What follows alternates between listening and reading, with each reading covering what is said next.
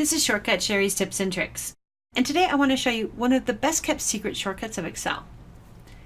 Now, if you have to select a large range of data, you have a couple of options.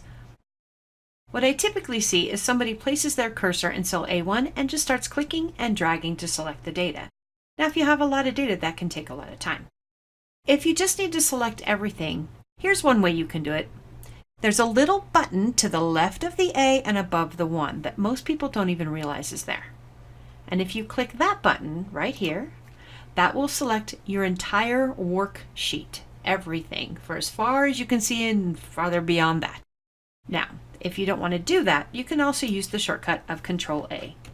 CTRL+A is Control All, or Select All, and that works in multiple different applications, including Windows. So CTRL+A, select all of your data. Thanks for watching. I'm Shortcut Shari, and it's my job to make your job easier.